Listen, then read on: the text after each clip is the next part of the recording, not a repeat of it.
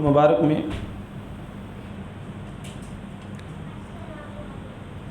علماء اور علم کی فضیلت اور مقام کے حوالے سے بات کر رہی تھی۔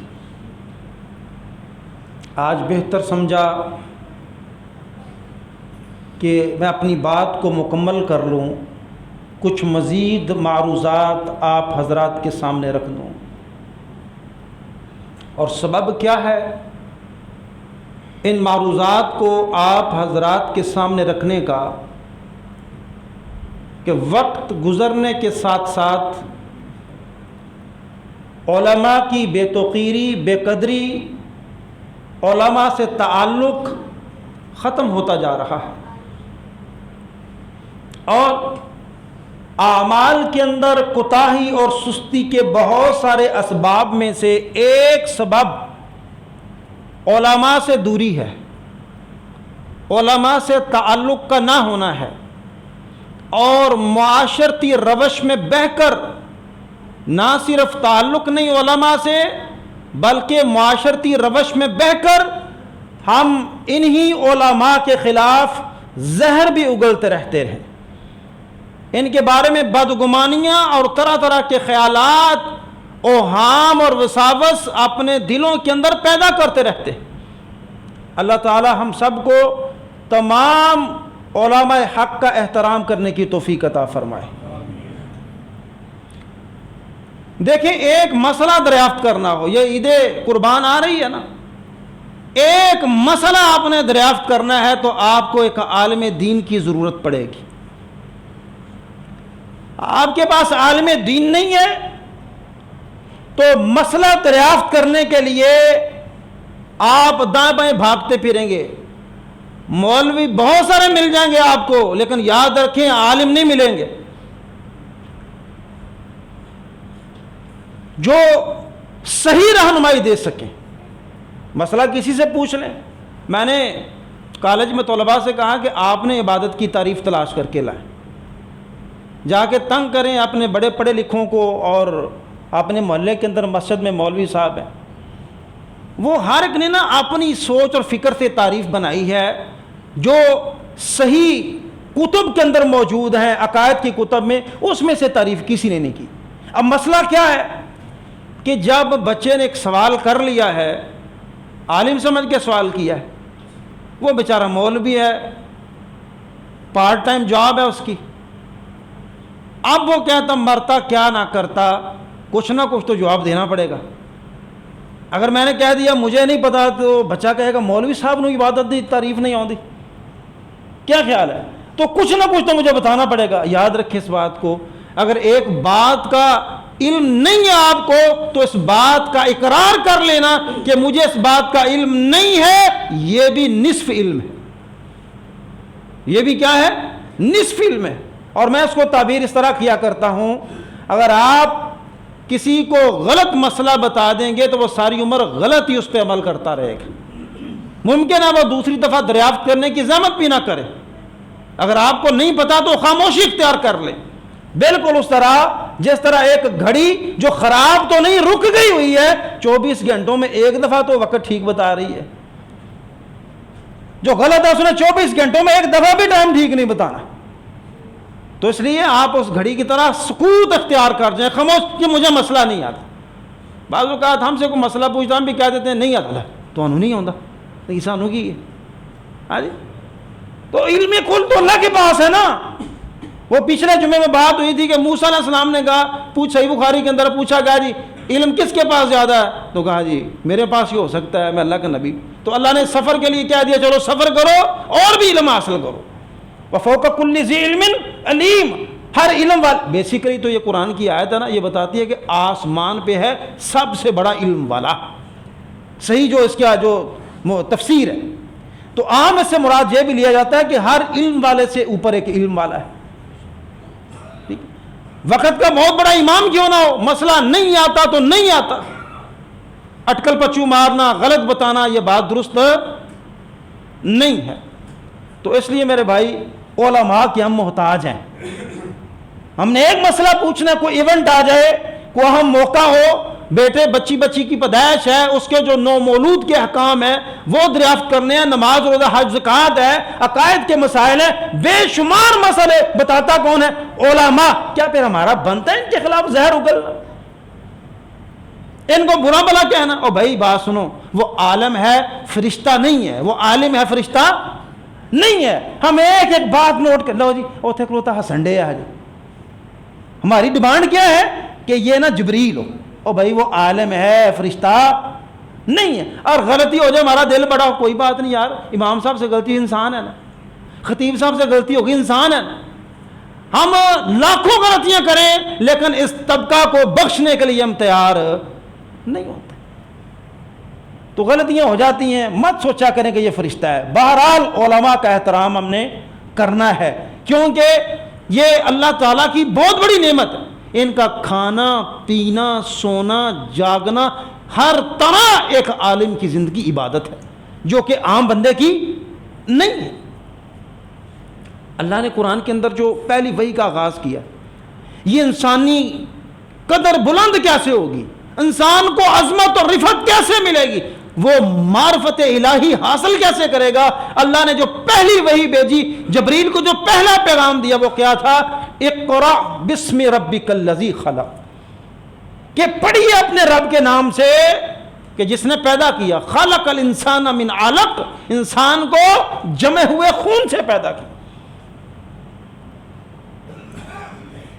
تو کیا کہا تھا رسول اللہ صلی اللہ علیہ وسلم نے؟ ما انا بقارئ، میں تو پڑھا ہوا ہی نہیں۔ دوبارہ کہا اقرا، کہا ما انا بقارئ، تیسری دفعہ پکڑا زور سے بھینچا اور کہا، پھر پانچوں آیتیں پڑھ ڈالی جبریل امین نے، اقرا بسم ربک الذی خلق خلق الانسان من علق اقرا وربک الاکرم، پھر کہا اقرا، ایک آیت کے بعد پھر کہا اقرا، تمہیں معرفت الہی کے لیے پڑھنا پڑے گا۔ پھر کیا فرمایا؟ الذی علم بالقلم، جس نے قلم کے ذریعے سکھایا۔ دیکھیں ہم قلم کے ذریعے سیکھتے ہیں نا، نبی کی تعلیمات کو ڈیفرنٹ رکھا ہے اللہ تعالیٰ، نبی کی تعلیمات کو کیا ہی گیا؟ ڈیفرنٹ رکھا ہے، آسمان سے ڈائریکٹ تعلیم آ رہی ہے، اللہ تعالیٰ اپنا ذمہ لے رہے ہیں، نبی پریشان نہیں ہونا، آپ کو حفظ کروانا، یاد کروانا، آپ کے دل میں اتارنا، اس کے معنی و مفاہیم بتانا، یہ ہمارے ذمہ، آپ نے پریشان نہیں۔ اب انسان جو پہلی وحی ہے وہ کیا ہے؟ اقرا۔ تو یہ جو علماء کرام ہیں نا، یہ اللہ کے اس پہلے حکم کو پورا کرتے ہوئے دین کا علم حاصل کرتے کہ اللہ نے کہا ہے پڑھ، تو یہ ساری زندگیاں کھپا دیتے ہیں، اور پھر ہمارا معیار بھی ایک اپنا ہے نا علماء کو پرکھنے کا، ٹھیک ہے؟ بہت بڑا کو جید عالم ہو، مجھے تقریر نہیں نا پسند، وہ کل عالم انہوں گل کرنی نہیں ہوتی۔ اچھا جس کو تقریر کرنی نہ آئے وہ عالم نہیں ہوتا، کیوں جی؟ اور تقریر تو ایک فن ہے نا، تقریر کیا ہے؟ ایک فن۔ یہ سیاستدان بڑے بڑے عالم ہیں جو اتنی زبردست تقریر، آپ نے اسمبلیوں میں سنی ہے نا تقریریں، آپ نے لیڈروں کی ہے، سہر طاری ہو جاتا ہے، کیا وہ عالم ہے؟ یہ ہر کوئی الگ الگ فن ہوتا ہے۔ تو مجھے یہ بات نہ، میں بات اس لیے کر رہا ہوں، ایک دوست میرے پاس بیٹھے تھے تو انہوں نے ذکر کیا کہ عالم ہے، وہ کد عالم، انہوں نے تقریر کرنی کو نہیں ہوتی۔ او بھائی وہ عالم تو ہے نا، یہ کہو ویسے اس کو تقریر کرنا نہیں آتی۔ ایک عالم ہے، ضروری ہے کہ اس کو عربی بولنی آئے؟ ضروری ہے؟ نہیں ضروری، یہ پریکٹس کے ساتھ آتی ہے۔ کوئی بھی دنیا کی کوئی لینگویج ہے وہ پریکٹس کے بغیر نہیں آتی۔ تو آپ چھوٹی چھوٹی باتوں کے اندر جا کے وہ ہسنڈے ایسی انہوں عربی بولنی نہیں ہوتی ہے، اون تو آ نہیں، او کد عالم۔ بھائی اللہ کا خوف کریں، اللہ کا خوف۔ دیکھیں حضرت معاذ بن جبل رضی اللہ تعالیٰ عنہ، اللہ کے نبی صلی اللہ علیہ وسلم یمن کی طرف استاد بنا کے بھیج رہے ہیں، عالم کو بھیج رہے ہیں، کہاں؟ لوگوں کو تعلیم دینے کے لیے۔ اور وہ حدیث میں وضاحت کے ساتھ موجود ہے کہ آپ نے فرمایا کہ ان کو کلمے کی تلقین کرنا، دین کی طرف بلانا، جب وہ اس کا اقرار کر لیں پھر نماز، پھر روزہ، پھر زکوٰۃ، پھر حج، یہ ساری باتیں ایک ایک کر کے بتانا، سمجھانا۔ اب مدینے سے وہ باہر نکل رہے ہیں، یہ علماء کا احترام دیکھیے گا، کار کون رہے ہیں؟ اللہ کے نبی جن کی طرف پہلی وحی آئی تھی اقرا بسم ربک الذی خلق. یہ یمن کی طرف جا رہے ہیں تو حدیث میں آتا ہے کہ معاذ ابن جبل سواری پر سوار ہیں اور اللہ کے نبی پیدل ہیں اور سواری کے آگے آگے چل رہے ہیں. اپنے عالم کو، اپنے معلم کو جو باہر جا کے تعلیم دے گا اس کی یہ عزت اور توقیر کر رہے ہیں کہ وہ معلم جو ہے معاذ ابن جبل رضی اللہ تعالیٰ عنہ وہ سواری پہ سوار ہیں اور امام کائنات پیدل ساتھ ساتھ چل رہے ہیں. یہ ہے عالم کا احترام، یہ ہے اس کا مقام.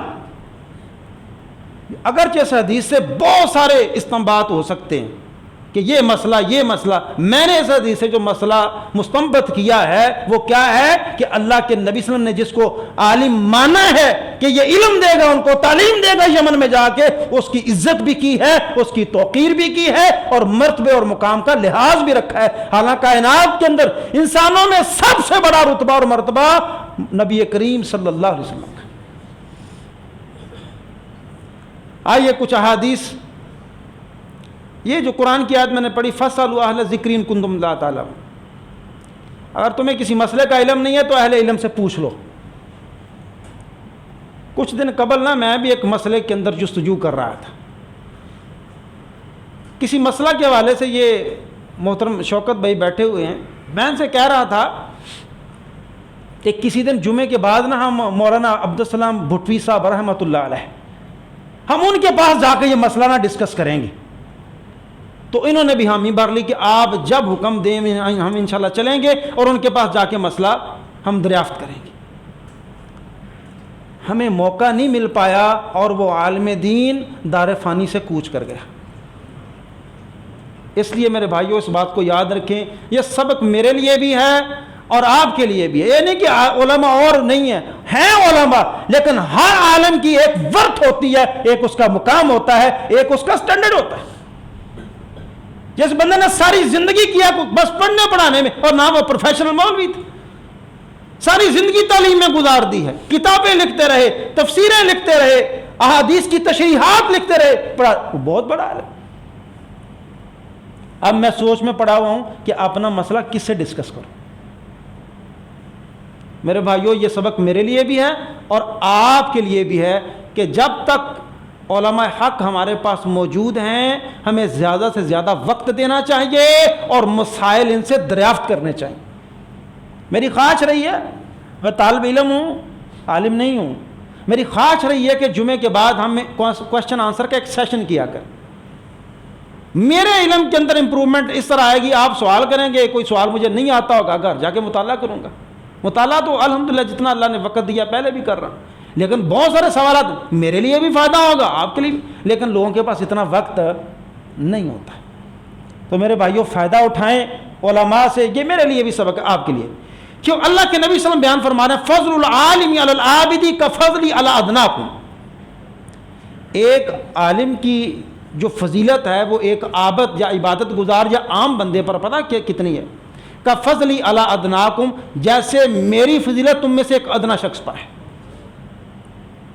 یہ عالم کی فضیلت ہے عام شخص کے اوپر. یہ عبادت گزار ساری رات عبادت کرتا ہے، عالم سو رہا ہے، لیکن اس کا رتبہ اور مقام سوئے ہوئے بھی عابد سے زیادہ ہے. ثم قال رسول اللہ صلی اللہ علیہ وسلم، پھر اللہ کے نبی صلی اللہ علیہ وسلم نے فرمایا ان اللہ و ملائکتہ و اہل السماوات والارض حتی النملۃ فی جحرہا و حتی الحوت لیصلون علی معلم الناس الخیر. پھر اللہ کے نبی صلی اللہ علیہ وسلم فرماتے ہیں کہ بے شک اللہ اور اس کے فرشتے اور آسمان والی ساری مخلوقات اور زمین والی ساری مخلوقات، حتی النملہ، چھوٹی مثال دی اللہ تعالیٰ نے، اللہ کے نبی صلی اللہ علیہ وسلم نے چھوٹی سی مثال بیان فرمائی، حتی النملۃ فی جحرہا، یہاں تک کہ چونٹی اپنے بل کے اندر بھی کیا کرتے ہیں، وحتی الحوت، یہاں تک کہ مچھلیاں بھی پانیوں کے اندر، لیصلون علی معلم الناس الخیر، جو لوگوں کو علم سکھاتا ہے، تعلیم دیتا ہے، اس عالم کے لیے خیر و برکت کی یہ ساری چیزیں دعائیں کرتی رہتی. اللہم اجعلنا منہم، اللہ ہمیں ان میں سے بنائے. یہ عالم اور طالب علم تو جب گھر سے علم کے حصول کے لیے نکلتا ہے، فرشتے اپنے پر اس کے پاؤں تلے بچھاتے ہیں۔ یہ بھی آغاز ہے، حصول علم کا آغاز ہے۔ جب وہ عالم بن جاتا ہے، جو دین کے بنیادی احکامات ہیں ان پر دسترس حاصل کر لیتا ہے، تو پھر اس کا مقام کیا؟ دوسری حدیث، اس کا ایک ٹکڑا آپ کے سامنے رکھ رہا ہوں، جامع الترمذی کے اندر یہ روایت ہے، پہلے بھی جامع الترمذی کے اندر تھی۔ وَإِنَّ الْعَالِمَ يَسْتَغْفِرُ لَهُ مَنْ فِي السَّمَاوَاتِ وَمَنْ فِي الْأَرْضِ، عالم کے لیے اس پوری کائنات، زمین و آسمان کے اندر جتنی اشیاء ہیں، اس کی مغفرت کی دعائیں کرتی رہتی، عالم کی مغفرت کی دعائیں۔ حتی الحیتان فی الماء، یہاں ماء کے الفاظ کا اضافہ ہے کہ مچھلیاں پانیوں کے اندر، وَفَضْلُ الْعَالِمِ عَلَى الْعَابِدِ كَفَضْلِ الْقَمَرِ عَلَى سَائِرِ الْكَوَاكِبِ، کہ عالم کی عابد پر اس طرح فضیلت ہے جس طرح چاند کو سارے ستاروں پہ فضیلت حاصل ہے۔ یہ عالم کا مقام ہے۔ کیوں یہ مقام حاصل ہے؟ ان العلماء ورثۃ الانبیاء، کیونکہ علماء انبیاء کے وارث ہوتے ہیں، اور انبیاء اپنے ترکہ کے اندر درم و دینار نہیں چھوڑتے، وہ علم چھوڑتے ہیں، اور جس نے وہ علم حاصل کر لیا اس نے خیر کا بہت سارا حصہ حاصل کر لیا، بہت سارا حصہ حاصل کر لیا۔ پھر اللہ کے نے صحیح بخاری کی حدیث ہے، من یرد اللہ بہ خیرا یفقہہ فی الدین، اللہ کریم جس شخص کے ساتھ بھلائی کا ارادہ کرتے ہیں نا، اللہ اس کو دین کی سمجھ عطا کر دیتے۔ ہمارے معیارات اپنے اپنے ہیں۔ آج میرے کو کوئی 10 لاکھ کٹھا آیا نا، میں لگتا ہے اللہ راضی ہو گیا میرے تو، ہاں جی، میری یہ سوچ ہوگی کہ لگتا ہے اللہ مجھ پہ راضی ہوا تو دے رہا ہے۔ اور یاد رکھو میرے بھائیوں اور میری بہنوں، اس بات کو آج پلے باندھ کے لے جاؤ، اللہ کی نظر میں دنیا کی جو قیمت ہے ایک مچھر کے پر کے برابر نہیں۔ یہ دنیا کی دولت پر ہم اپنا پرکھتے ہیں کہ اللہ راضی ہے تو مجھے دے رہا ہے۔ قارون پہ پھر اللہ بڑا راضی تھا، کیوں جی؟ اور فرعون پہ اللہ راضی تھا، اتنی دولتیں، اتنے محلات، قارون تھا۔ آج دنیا، آپ یورپ کو دیکھ لیں، جس کی طرف دیکھ دیں کہ ہم مر رہے ہوتے ہیں۔ اللہ کی نظر میں دنیا کی کوئی قیمت ہوتی نا تو اللہ کسی کافر کو پانی کا ایک گھونٹ نہ دیتا۔ اگر دنیا کی اللہ کی نظر میں کچھ قیمت ہوتی تو اللہ کسی کافر کو پانی کا ایک گھونٹ بھی نہ دیتا۔ کیوں؟ میرے سارے نافرمان ہیں۔ اور اولاد کے اندر جو نافرمان ہو، باپ کس نظر سے دیکھتا ہے؟ سب نافرمان، باقی پتر چنگے نے اے جڑن وچ نافرمان۔ اللہ کی نظر میں دنیا کی کوئی قیمت نہیں۔ من یرد اللہ بہ خیرا یفقہہ فی الدین، اللہ نے جس کے ساتھ بھلائی کا ارادہ کر لیا ہوا ہے، اللہ اس کو دین کی فقاہت سمجھ عطا فرما دیتا۔ اذا، اگلی حدیث صحیح مسلم کے اندر ہے، مختلف الفاظ ہیں، ایک کے اندر ہے اذا مات الانسان، اور ایک کے اندر ہے اذا مات ابن آدم، جب انسان فوت ہوتا ہے، انقطع عملہ الا من ثلاث، اس کے سارے عمل ختم ہو جاتے ہیں۔ فوت ہو گیا، سارے عمل ختم ہو گئے، الا من ثلاث، مگر 3 اعمال ایسے ہیں کہ جن کا اجر اس کو مرنے کے بعد بھی ملتا رہتا ہے۔ صدقۃ جاریۃ، خود وہ صدقہ جاریہ کر گیا ہے یا اس کی اولاد اس کے لیے صدقہ جاریہ کر رہی ہے، اس کا اجر اس کو ملتا رہے۔ نمبر 2، اور علم ينتفع به، ایسا علم چھوڑ گیا ہے کہ جس سے لوگ نفع اٹھا رہے ہیں، فائدہ اٹھا رہے ہیں۔ اب محترم عبدالسلام بھٹوی صاحب نے قرآن کی ایک تفسیر لکھی جس کو اس دور میں بڑی پذیرائی حاصل ہے، ٹھیک ہے، اور صحیح بخاری کی وہ شرح بھی لکھ رہے تھے، تقریباً وہ آخری کچھ احادیث رہ گئی تھی، ورنہ وہ مکمل۔ دنیا پڑھے گی، فائدہ اٹھائے گی، کتنے ہزاروں طالب علم آگے علم دے رہے ہیں، وہ اللہ کے پاس چلے گئے لیکن ثواب کا سلسلہ منقطع نہیں ہوا۔ یہ ہے دولت کمانے والی میرے بھائیو، یہ ہے دولت، دنیا میں بھی عزت کا باعث اور آخرت میں بھی عزت کا باعث۔ دولت کا تو چکر آپ نے دیکھ ہی لیا ہوگا کہ دولت کتنی کو عزت کرواتی ہے اور کتنی کو نہیں کرواتی، اور اللہ کی نظر میں اس کی کوئی قدر نہیں ہے۔ حدیث آتی ہے کہ اللہ تعالیٰ علم کو اٹھا لے گا، تو بعض روایت کے اندر تھا، صحابہ نے پوچھا تھا کہ کیا اللہ سینوں سے علم نکال لے گا؟ تو اللہ کے نبی نے فرمایا نہیں، وَلَكِنْ يَقْبِضُ الْعِلْمَ بِقَبْضِ الْعُلَمَاءِ، اللہ علماء کو اٹھا۔ سچی بات ہے، آپ پچھلے 2 سال کا جائزہ لیں، غور کریں، کتنے بڑے بڑے اور جید علماء دنیا سے جا چکے. علم اٹھ رہا ہے. ہوگا کیا جب علماء چلے جائیں گے؟ فَإِذَا لَمْ يُبْقِ عَالِمًا اتَّخَذَ النَّاسُ رُؤُوسًا جُهَّالًا. جب کوئی بھی عالم باقی نہیں رہے گا. تو میں ویسے حیران بھی ہو رہا تھا، اس کا مطالعہ پہلے بھی کیا بھی کر. اللہ نے یہاں عالم کا لفظ استعمال نہیں کیا کہ وہ جاہل علماء کو اپنا سب، بلکہ کیا فرمایا؟ اتخذ الناس رؤوسا جہالا. اپنا لیڈر اور قائد اور سربراہ جاہلوں کو بنا لیں گے، اور دین بھی وہی بتائیں گے. دین بھی آج ہر بکریاں بیچنے والا دین بتا رہا ہے کون سا جانور لگتا ہے کون سا نہیں لگتا. ٹھیک ہے جی. جو سا کاروبار کر رہا ہے جی مسئلہ میرے کو پوچھو. اور لائف انشورنس والا آواز سیدھا سینے چ مینوں پوچھو فتوا ہے جائز کہ میں دسنا تمہیں فتوا ہے کہ جو کوئی کاروبار کر رہا ہے اس نے فتوے بھی اپنے پاس خود دے رہا ہے. تو ایسے ہی ہے نا کہ ہم نے ہر اس فیلڈ والے کو عالم مان لیا ہے کہ یہ نہیں یار انہیں 10 حج کیتے. ایک بندہ کہتا ہے میں 10 حج کیتے. تسی کہہ رہے جانور نہیں قربانی لگتا، میں 10 حج کیتے. اچھا حج کرنے کا تعلق قربانی کو کون سا جانور لگتا ہے اس مسئلے کے ساتھ ہے کوئی؟ ایویں پریشر پہ پانا آگ لیتے ہیں تینوں پتہ نہیں میں 10 حج کیتے. تو بھائی علم کا مقابلہ تو دنیا کی کوئی چیز نہیں کر سکتی. اچھا جہلا کو اپنا سردار بنا لیں گے.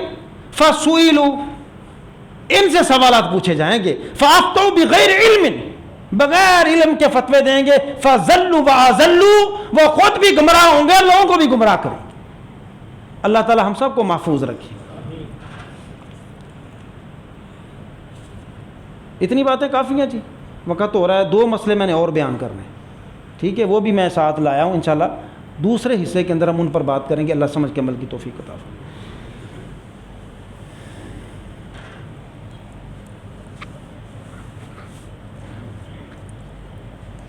صلی علی محمد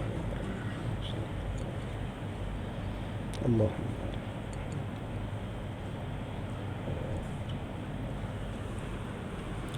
الحمد للہ نحمده ونستعینه ونستغفره ونعوذ باللہ من شرور انفسنا ومن سیئات اعمالنا من يهده الله فلا مضل له ومن يضلل فلا هادي له واشهد ان لا اله الا الله وحده لا شريك له واشهد ان محمدا عبده ورسوله.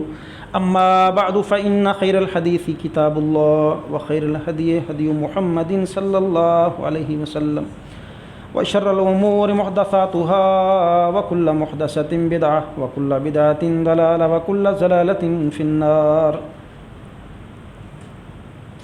اکثر ایک یہ سوال پوچھا جاتا ہے عید قربان کے حوالے سے، اور سمجھ نہیں آتی کہ لوگ مسئلہ بھی پوچھتے ہیں اور بعد میں منمانی بھی کرتے ہیں. اور وہ مسئلہ پتہ کیا ہے؟ پکے کھیرے کا. مولوی صاحب کو کھچ کے لے آتے ہیں. مولوی صاحب پکا کھیرا ہے، مولوی صاحب پکا کھیرا ہے. وہ بار بار اتنی دفعہ کہتا ہے کہ مولوی آک کے کہہ دے جا کر لے تو مینوں سند حاصل ہو جائے کہ لے مولوی صاحب نے کیا کر لیا. پہلی بات یہ ہے، یہ سوال اصل کیا بنتا ہے؟ سوال یہ ہے کہ چونکہ آج کل لوگ جانور خرید رہے ہیں، اس حوالے سے اس بات کا علم ہونا ہمیں ضروری ہے. جانور کی عمر کیا ہونی چاہیے؟ پہلی بات، جانور کی عمر کیا ہونی چاہیے جو ہم قربانی کے لیے کر رہے ہیں؟ پہلی بات یہ ہے کہ نہ کسی قرآن کی آیت کے اندر اور نہ کسی صحیح حدیث کے اندر جانوروں کی عمر کو زیر بحث لایا گیا ہے. عموماً تجربات ہیں نا، بکری بکرا 1 سال کا، جی گائے بیل 2 سال کے بعد، اور اونٹ 5 سال کے بعد. یہ اپنے اندازے تخمینے اور تجربات ہیں. ہم نے کیا یہ ہے کہ جس طرح نبی کریم صلی اللہ علیہ وسلم کی جو پیدائش کا دن ہے وہ کیا ہے؟ پیر. کیوں جی؟ پیر ہے نا، فضیلت دن کو حاصل ہے، لیکن ہم نے تاریخ کو زبردستی فضیلت دے دی. ٹھیک ہے. اب یہاں جو جانور کی خوبی بیان کی گئی ہے، ٹھیک ہے، حدیث میں آتا ہے کہ لا تذبحوا الا مسنہ. موٹا سا اصول ہے کہ تم جانور صرف دوندہ ہی ذبح کرو گے. اب دوندہ کب ہوتا ہے؟ یہ ہمارے تجربے ہیں نا کہ سال کے بعد ہوتا ہے بکرا چھترا، ٹھیک ہے، 2 سال کے بعد گائے بیل، اور 5 سال کے بعد اونٹ اونٹنی. یہ تجربات ہیں. اب یہاں تو نہیں بتایا گیا کہ سال کون سے ہیں، یہاں تو اصول بیان کر دیا گیا ہے کہ لا تذبح الا مسنہ، کہ جانور صرف دوندہ ہی ذبح کرنا ہے. ہاں اگر نہیں مل رہا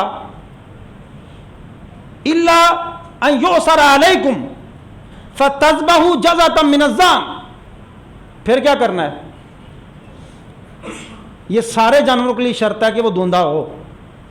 اگر نہیں مل رہا تو پھر تم کھیرا، پکا کھیرا جسے اب تم آتا ہوں، پکا کھیرا بھیڑ کا جو ہوتا ہے نا وہ کر لو. اور لفظ جو جزا ہے نا، جزا، امام نووی رحمۃ اللہ علیہ اور حافظ ابن حجر رحمۃ اللہ علیہ وہ فرماتے ہیں جزا سال کے جانور کو کہا جاتا ہے. کس جانور کو؟ سال کے. اور یہاں 6 مہینے کا ہوگا تو چل جائے گا، 6 مہینے کا لگ جائے گا. اب ترجمہ ہم جزا کا ترجمہ 6 ماہ کر سکتے ہیں. یہ ہے تمہارا پکا کھیرا، کیونکہ سال کے بعد کیا ہوتا ہے؟ دوندا ہو جاتا ہے. تو اب جو سال کے قریب ہے یا سال ہو گیا اس کو نہیں بھی ہوا دوندا، اور آپ کو کوئی دوندا مل نہیں رہا، تو اس صورت میں آپ جو بھیڑ کا کھیرا ہے، پکا کھیرا، وہ کر لیں. عمر کا اندازہ ہو گیا کہ عمر اہمیت نہیں رکھتی، جو دوندا پن ہے وہ اہمیت رکھتا ہے. ٹھیک ہے نا؟ اور وہ کیا ہے دوندا ہونا؟ کہ سامنے والے جو 2 دانت ہیں وہ گر جاتے ہیں اور ان کی جگہ چوڑے 2 بڑے دانت اگاتے ہیں، وہ جانور دوندا ہوتا ہے. تو اکثر یہ ہم سے مسئلہ دریافت کیا بھی گیا ہے، لیکن پھر وہ گائے ہے، بیل ہے، اونٹ ہے، زبردستی چھری چلا دی ہے. ایک مولوی صاحب نے پوچھا ہی، وہ نے پکا کھیرا چل جاتا ہے. انہوں نے کہاں سے کہہ دیا پکا کھیرا چل جاتا ہے؟ ایک یہ بات کلیئر ہو گئی کہ جانور کی عمر کتنی ہو. نہیں ہوئی تو بعد میں پھر مجھ سے پوچھ لینا. دوسرا مسئلہ، جانور دوندا بھی ہے، لیکن پھر کون کون سا جانور ہے جو قربانی کے لیے جائز نہیں ہے؟ ٹھیک ہے، یہ نہ ہو کہ صرف جاؤ منڈی میں اور دیکھو دوندا ہے تو اس کو گھر پکڑ لاؤ. مولوی صاحب نے کہا تھا دوندا لگتا ہے. دوندا بھی ہو اور کچھ عیوب اور نقائص ہیں وہ اس کے اندر نہ ہوں. وہ عیوب اور نقائص کیا ہے؟ میں خلاصہ بیان کر رہا ہوں مختلف احادیث کا. پہلی بات، اس کا اندھا پن واضح نہ ہو، اس کا کانا پن، اندھا پن، بھینگا پن واضح نہ. ہلکا پھلکا کوئی خراش آ گئی آنکھ میں، جو کوئی مسئلہ ہے تو کوئی حرج نہیں. لیکن اگر وہ اندھا ہے، واضح پتہ چل رہا ہے، تو پھر بے شک وہ دوندا ہے، قربانی کے لیے جائز نہیں ہے. دوسری بات، اس کا لنگڑا پن واضح نہ ہو، لنگڑا کے نہ چلتا ہو. پھر بھی اگر وہ لنگڑا کے چلتا ہے لیکن دوندا بھی ہے، پھر بھی قربانی کے لیے جائز نہیں ہے. تیسری بات، اس کی بیماری واضح نہ ہو. ہلکا پھلکا کوئی زکام ہو گیا یا کوئی چھوٹا موٹا مسئلہ ہے تو خیر ہے. کوئی بیماری ایسی جو جانور کے لیے خطرناک ہے، وہ بیماری نہ ہو، اس کی بیماری بڑی واضح عیاں نہ ہو، آپ وہ تب ٹھیک ہے. اگر بیماری پتہ چل رہا ہے اس کو بیماری لگی ہوئی ہے، ٹھیک ہے، تو پھر وہ جانور، جس طرح خارش کی بیماری نہیں بعض اوقات آ جاتی جانوروں کے اندر، یہ پھوڑے اور پھنسیوں والی یہ بیماری آ جاتی، پتہ ہے بیماری ہے، پھر وہ کرنے کی ضرورت نہیں. چوتھی بات، وہ اتنا لاگر نہ ہو، اتنی پکی عمر کا نہ ہو جائے کہ جسم پر گودا ہی کوئی نہ، گوشت ہی کوئی نہ، اور ہڈیوں کے اندر بھی گودا کوئی نہ، انتہائی کمزور جانور ہے، وہ بھی قربانی کے لیے اگرچہ وہ دوندا ہے لیکن قربانی نہیں ہو. 2 چیزیں اور ہیں، کان نہ کٹا ہوا ہو، ٹھیک ہے، بہتر تو یہ ہے کہ تھوڑا بھی نہ کٹا ہوا ہو. یہ پھر رخصتیں تلاش کرنا پڑتی ہیں، یہ کتنا ہو، 1/3 کٹا ہو، کتنا، نہ آگے سے کٹا ہو، نہ پیچھے سے کٹا ہو، نہ کان میں سوراخ ہو، وہ جانور بھی قربانی نہیں کرنا. اور ایک آخری بات، سینگ نہ ٹوٹا ہوا ہو. سینگ نہ، یہ وہ عیوب ہیں جانور کے جو واضح طور پہ نظر آ رہے ہوتے، اگرچہ وہ دوندا ہے لیکن اگر یہ عیوب ان کے اندر ہے تو تب بھی وہ قربانی کے لیے جائز نہیں ہے. اچھا، سینگ ٹوٹنا سمجھ لیں. ایک ہوتا ہے سینگ، اندر وہ کومپل ہوتی ہے سینگ کی، اور ایک اس کے اوپر کور ہوتا ہے، ٹھیک ہے، ایک خول ہوتا ہے.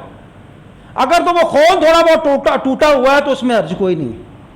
خول تھوڑا بہت ٹوٹا ہوا ہے اور پتہ چل رہا ہے کہ یہ سینگ سر پہ موجود ہے، ہلکے پھلکا ہو جاتا ہے، تھوڑا سا حصہ اڑ گیا ہے ایسے ہی، یا ٹکر ماری ہے تو اصل میں وہ سینگ اندر ہوتا ہے جو اس خول کے نیچے ہوتا ہے، اگر وہ ٹوٹا اور اس کے اندر خرابی پیدا ہوئی ہے یا خون بہا ہوا ہے سینگ سے خون بہا ہوا ہے، یہ بڑی علامت ہے، تو پھر بھی وہ جانور قربانی کے لائق نہیں ہے۔ اللہ سمجھ کے عمل کی توفیق عطا فرمائے۔ ایک اور بات، آپ نے سب نے سوشل میڈیا پہ دیکھا ہوگا کہ پنڈی بھٹیاں کے قریب موٹر وے پہ ایک حادثہ ہوا ہے، اور وہ 5 لوگ گاڑی میں سفر کر رہے تھے، گاڑی میں گانے بھی چل رہے ہیں، دوست اکٹھے ہو کے جاتے ہیں، اس لیے میں کہتا ہوں کہ الرجل علی دین خلیلہ ہی، اور رسول اللہ صلی اللہ علیہ وسلم کی حدیث ہے نا کہ آدمی اپنے دوست کے دین پہ ہوتا ہے۔ اب دوست کیا سلیکٹ کرنے، یہ ہم نے توجہ رکھنی ہے، میں یار بنانا کنوں ہے، کس کے ساتھ میں نے اٹھک بیٹھک رکھنی ہے۔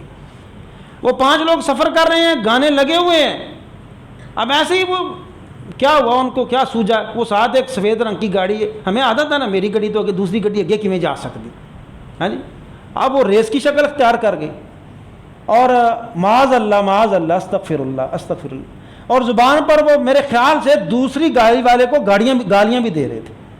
دوسری گاڑی والے کو ہوتا ہے نا جب بندہ ریس لگائی ہو تو زبان سے کوئی برا بھلا بولتا ہے، وہ گالیاں بھی دے رہے ہیں، اور اسی اثناء کے اندر ان کا حادثہ ہوا اور ادھر جل گئے ہیں سارے کے سارے، دنیا سے چلے گئے۔ تو انسان جس حالت میں مرتا ہے نا اسی حالت میں کل قیامت کے روز اٹھایا جائے گا۔ نوجوان بھائیوں، یہ خصوصاً ہمارے لیے عبرت ہے۔ انسان اکثر جو کام کرتا ہے نا اکثر اسی پہ موت آتی، اکثر گانے سنیں گے تو گانے کا سنتے مریں گے، گالیاں دیتے ہیں تو اکثر گالیاں دیتے مریں گے، برائیاں بدکاریاں کرتے ہیں تو اکثر بدکاریاں کرتے مریں گے۔ تو یہ اللہ تعالیٰ نے ہمارے لیے بہت سارے واقعات میں سامان عبرت رکھا ہوتا ہے کہ ہم غور کریں اس وقت، اس لیے ہر وقت زبان کو ذکر سے تر رکھا کریں کہ موت آئے، اللہ کل قیامت کے روز ہمیں اٹھائے تو ہماری زبان پہ اللہ کا ذکر جاری ہو۔ تو یہ ایک عبرت ناک موت ہے، ہمیں سبق حاصل کرنا چاہیے، اور دوست طے کریں کہ ہم گاڑیوں کے اندر گانے نہیں لگائیں گے، تلاوت چل جائے گی، اللہ کے اذکار ہوں گے، نعت شریف چلے گی، لیکن ہم گاڑیوں کے اندر گانے اور اپنی زبانوں کے اوپر گندی بکواسات اور گالیاں کبھی نہیں لائیں گے۔ وہ گالیاں دے رہے اسی دوران مر گیا، پھر اب ایک آواز ہے بسم اللہ، کیا فائدہ؟ پہلے اللہ تعالیٰ کی نافرمانیاں کر رہے تھے، اب اچانک اللہ نے آپ پکڑے، اب بسم اللہ تمہاری زبان سے نکل رہا ہے۔ تو اس لیے میرے بھائیوں، ہمیں اپنی زندگی بڑے محتاط طریقے سے گزارنی۔ آخری بات، محترم شوکت صاحب، ان کی خوش دامن ساز جو دار فانی سے کوچ فرما گئی ہیں، سب دوست دعا کریں اللہ تعالیٰ ان کو جنت الفردوس میں اعلیٰ مقام عطا فرمائے۔ ہمارے بھائی عبدالرشید صاحب جو اللہ کے پاس جا چکے ہیں، ان کے لیے بھی دعا کریں، اللہ تعالیٰ ان کو بھی جنت الفردوس میں اعلیٰ مقام عطا فرمائے، اللہ کریم ان سب سے راضی ہو جائے۔ اس مسجد کے بانی حاجی خالد لطیف صاحب دعا کریں، یہ دیکھیں مسجد بنا کے چلے گئے ہیں نا، دین کا کام چل رہا ہے، قبر میں لیٹے ہوئے ہیں، اللہ ان کو اجر عطا کر رہا ہے۔ دعا کریں اللہ تعالیٰ ان کو بھی جنت الفردوس میں اعلیٰ مقام عطا فرمائے۔ سبحان ربک رب العزت عما یصفون وسلام علی المرسلین والحمد للہ۔